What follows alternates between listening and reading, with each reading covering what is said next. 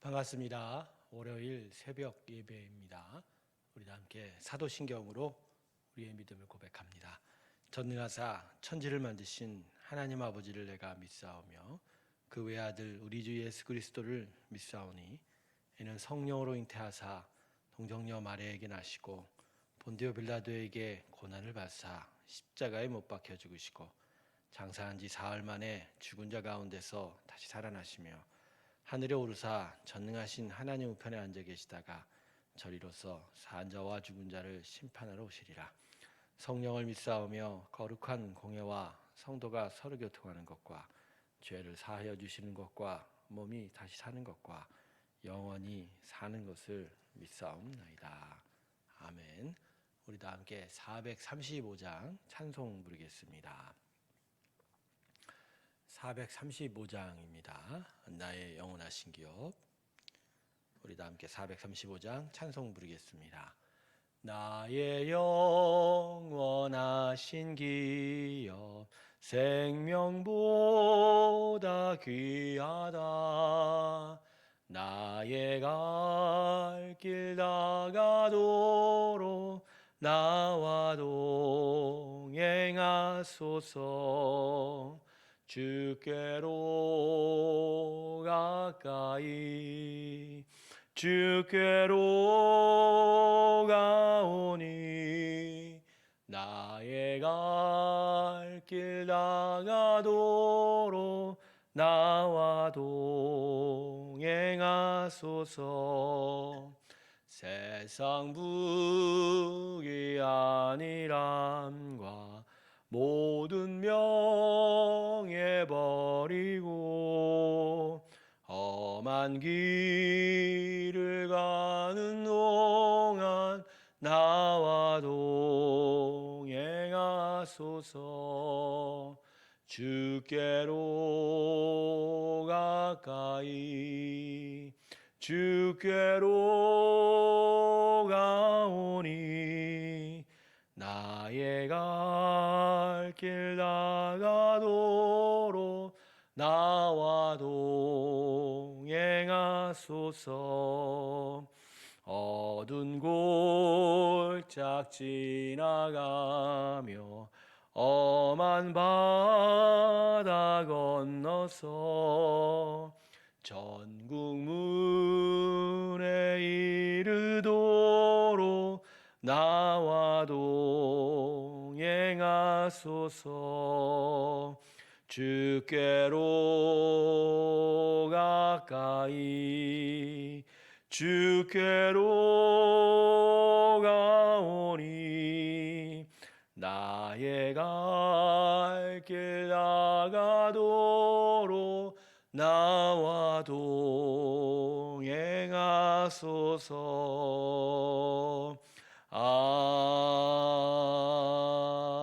아멘. 기도하겠습니다. 하나님의 크신 은혜 앞으로 나옵니다. 하나님께서 부르셨사오니 하나님의 당신의 사랑 가운데 저희가 머물게 하시며 저희의 심령이 오직 믿음으로 하나님을 바라보게 하여 주시옵소서. 하나님과 함께하는 하루가 되기 원합니다. 저희와 동행하여 주시옵시고 오늘도 주 앞에 드리는 기도와 간구 가운데 함께 하셔서 주님의 크신 응답으로 함께하여 주시옵소서. 감사드리며 예수님의 이름으로 기도드립니다. 아멘.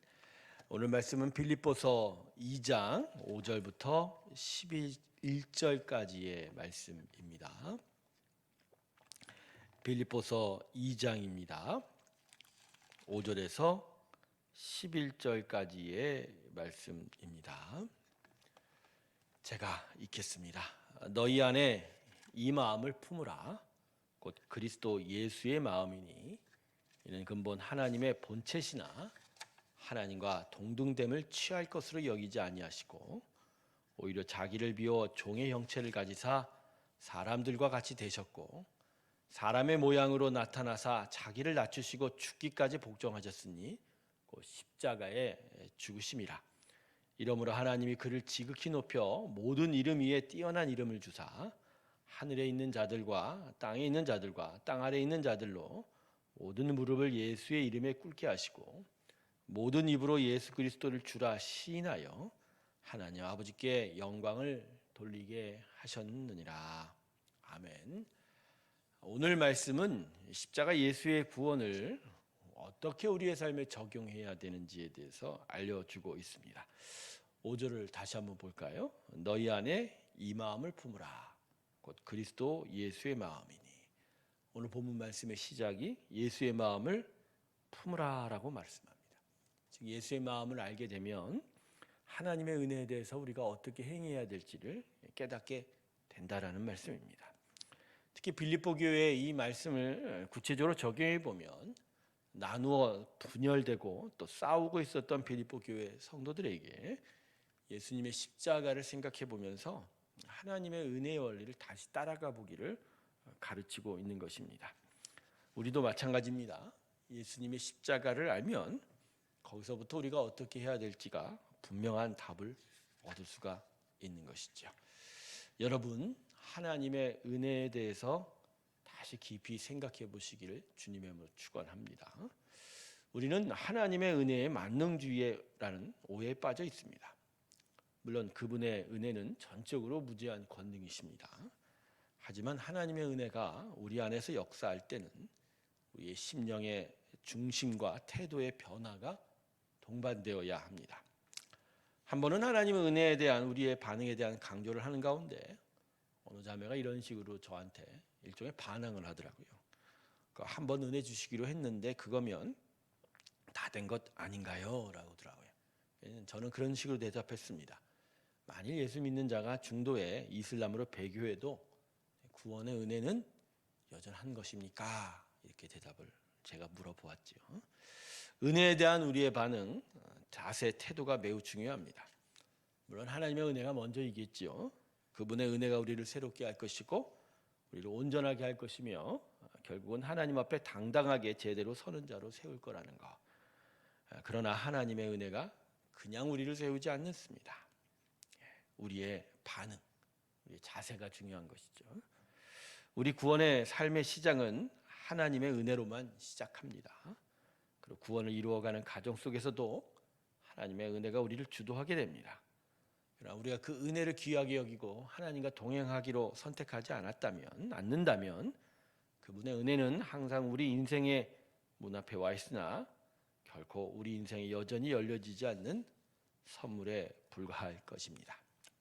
성경 말씀은 항상 우리에게 하나님의 구원의 은혜가 무엇인지를 분명하게 가르쳐 줍니다. 그리고 구원의 은혜가 무엇인지에만 머물지 않고 그것이 우리에게 어떻게 적용이 되어야 되며 우리가 거기에 대해서 어떻게 반응하며 살아야 될지에 대해서도 분명하게 함께 가르쳐 주고 있습니다. 자, 그러면 오늘 말씀은 우리가 하나님의 은혜에 대해서 어떻게 살아가기를 가르치고 있을까요? 6절을 함께 보겠습니다. 그는 근본 하나님의 본체시나 하나님과 동등됨을 취할 것으로 여기지 아니하시고 예수님은 하나님으로서 받으셔야 할 영광과 존귀함을 포기하셨습니다. 즉 피조물들에게 예배받으심과 찬양받으실 권리를 포기하셨다는 것이죠. 그래서 여러분, 하나님의 은혜의 시작은 자기 포기입니다. 성부, 상자 하나님께서 이 땅에 오신 건 하나님에게 엄청난 포기입니다. 하나님께서 나는 이제 하늘의 하나님이 아니다라고 선언하신 것이죠. 그러기에 하나님의 구원의 은혜에 대한 우리의 첫 번째 반응은 자기 포기입니다. 그래서 예수님과 함께 십자가에 못 박힐 때 나는 더 이상 어제의 내가 아닙니다. 자기를 포기하는 고백이 있어야 되는 것이죠. 7절을 함께 읽겠습니다. 오히려 자기를 비워 종의 형체를 가지사 사람들과 같이 되셨고 예수님은 하나님으로서의 능력과 힘을 버리신 것이 아니라 스스로 그 능력과 권세를 사용하지 않기로 선택하신 것입니다. 그리고 대신에 사람 중에 가장 천한 종으로 낮아지기로 스스로 선택하셨다. 그래서 하나님의 은혜의 중심 내용은 자기 비우기입니다. 인간이 되셨다는 것은 하나님이 당신 안에서 하나님의 모든 권세를 비우신 것이다. 버리셨다. 사용하지 않겠다. 대신 사람에 대한 사랑과 성부 하나님에 대한 순종으로 자신 안을 채우신 것이죠. 그러기에 하나님의 구원의 은혜에 대한 우리의 중심된 반응은 무엇보다 자기 비우기입니다. 십자가에서 나는 이제 예전에 내가 아닙니다라고 자기를 포기할 때 그 사람은 자신의 인생에서 자기를 비우는 일이 나타나게 됩니다. 자기를 위한 무엇이든지 버리는 것이죠. 그리고 그 안에 하나님의 은혜로 채우는 것이고 하나님의 능력, 하나님의 권능으로 살아간다고 고백하게 되는 것입니다. 주기도문의 중심 요지가 무엇일까요? 결국 나를 버리고 하나님을 세운다는 게 우리가 배운 주기도문의 중요한 가르침인 것이죠. 자, 이제 8절을 보겠습니다. 사람의 모양으로 나타나사 자기를 낮추시고 죽기까지 복종하셨으니 곧 십자가에 죽으심이라. 자기 포기와 자기 비우기의 결론은 십자가의 자기 죽기였습니다. 하나님의 성자 하나님의 자기 포기, 자기 비우기의 열매가 십자가에 자기 자신을 죽여가는 것이었습니다. 그래서 하나님의 은혜의 열매는 자기 죽이기입니다. 하나님이 자신의 백성을 위해 죽었다는 것은 다른 우상 숭배들과 비교가 되는 너무나도 분명한 특징이 됩니다. 그래서 하나님의 구원의 은혜의 절정은 자기 죽기입니다. 하나님께서 자기를 죽이시는 것으로 이제 비로소 우리에 대한 구원의 일이 시작이 된 것이죠. 그러므로 하나님의 은혜에 대한 우리의 믿음의 열매, 그 반응과 자세의 열매는 자기 죽기입니다. 그래서 십자가에서 날마다 죽는 것이 내 삶의 최고 열매이다. 그것을 기억해야 합니다. 그런데 한번 생각해 볼 것은 십자가에 죽는 삶은 강제적이 아니라는 것이죠. 하나님께서 십자가에서 아들 예수를 죽게 한 것은 우리에게 강제적인 율법 조항으로 구원에 대한 반응을 요구한 것이 아니라는 것이죠.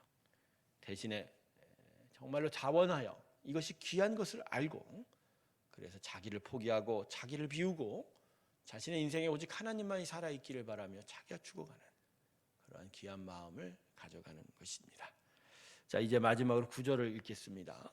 이러므로 하나님이 그를 지극히 높여 모든 이름에 뛰어난 이름을 주사 하늘에 있는 모든 자들과 땅에 있는 자들과 땅 아래 있는 자들로 모든 무릎을 예수 이름에 꿇게 하시고 모든 입으로 예수 그리스도를 주라 시인하여 하나님 아버지께 영광을 돌리게 하셨느니라. 하나님께서는 당신의 독생자 아들의 사람에 대한 자기 죽기를 가장 귀하게 보셨습니다. 그래서 온 세상에 가장 영광스러운 이름인 그리스도라고 그를 부르셨습니다. 그리고 십자가에 죽으신 독생자에게 이제로부터 당신을 대신하여 온 만물과 세상을 다스릴 권세를 주셨고 그 은혜에 순종하는 자로부터 영광의 예배를 받게 하셨습니다. 그래서 우리가 자발적으로 하나님을 순종하고 십자가에 죽기를 고백한다면 그것이 결국 우리를 새롭게 높이고 새로운 권세와 능력으로 살아가는 삶을 얻게 할 것입니다. 이것이 바로 우리가 따라야 될 믿음의 원리요 십자가의 가르침이라는 것을 오늘 이 새벽 다시 한번 기억하면서 십자가에 나타난 예수님의 자기 포기, 자기 비우기, 자기 죽기를 마음에 기억하며 믿음의 귀한 자리로 나아가는 우리 모두가 되길 주님의 이름으로 축원합니다. 기도하겠습니다. 하나님의 은혜가 우리 가운데 있습니다. 특별히 아들 예수를 십자가에 주신 그 은혜, 그 사랑이 우리를 가르칩니다. 십자가의 도가 우리 안에 귀하게 새겨지게 하여 주시고 주님께서 보여주신 자기 포기, 자기 비우기, 자기 죽기가 우리의 삶에 하나님의 은혜를 쫓아가는 믿음의 삶의 자세가 되게 하시고 태도가 되게 하시고 열매가 되게 하여 주시옵소서. 오늘 하루도 하나님의 은혜 가운데 머물기 원합니다. 하나님 우리와 동행하여 주시고 이 크신 은혜로 가르쳐 주실 때 저희가 이것을 붙잡고 믿음으로 달려가는 귀한 일들 허락하여 주시옵소서. 한 주간의 삶이 시작될 때 성도들의 삶 가운데 자정하시고 이루시고 또 이겨가시고 또 하나님께서 채우시고 또 온전케 하시는 은혜로 축복하여 주시옵소서. 세운 교회, 몸된 교회가 더더욱 주의 진리의 반석에 세워지게 하시고 주의 나라를 위하여 향하여 나아가는 믿음의 귀한 교회 되게 하여 주시옵을 때 이제는 우리 주 예수 그리스도의 은혜와 하나님 아버지의 사랑과 성령의 교통하심이 예수님의 십자가에 달리신 그 마음을 깨달아 참된 은혜의 자리를 향하여 믿음으로 달려가기를 주께 고백하며 나서는 하나님의 귀한 성도들의 심령들 위해 지금부터 영원토록 함께 하시기를 간절히 축원하옵나이다. 아멘. 아멘.